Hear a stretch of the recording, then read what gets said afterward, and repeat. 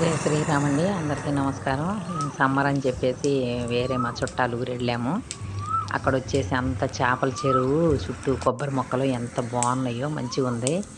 అయితే పక్కన పామాయిల్ తోటలు అయన్నీ గూడా ఉన్నాయి.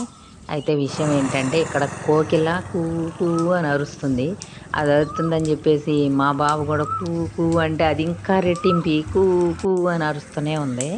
అయితే కోకిలలు మాత్రం భలేగా అరుస్తాయి. గాన కోకిలది దానికి పేరు గూడా.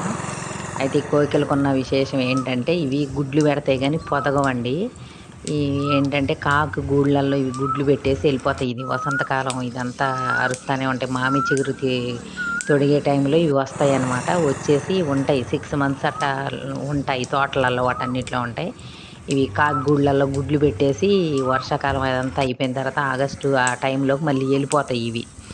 ఎళ్ళిపోయి మళ్ళీ తర్వాత ఎప్పుడో మళ్ళీ సేమ్ అంతే మార్చి ఆ టైంలో మళ్ళీ వస్తాయన్నమాట. అయితే ఈ మధ్యలో పెట్టినటువంటి గుడ్లు ఇవి కాకులు పిల్లలు జేస్తాయి. అయితే కాకులు తర్వాత జూసుకుంటే కోకిల పిల్లల్ని అప్పుడు పొడుస్తుంటే ఎళ్ళిపోతుంటాయి. మేము చిన్నప్పుడు గూడా చానా సార్లు జూసినాం మా కొబ్బరి చెట్ల మీద. అయితే జై శ్రీరామ్ అండి. నా బొమ్మరిల్లు ఛానెల్‌ని సబ్స్క్రైబ్ జేసుకోండి, షేర్ చేయండి, లైక్ చేయండి.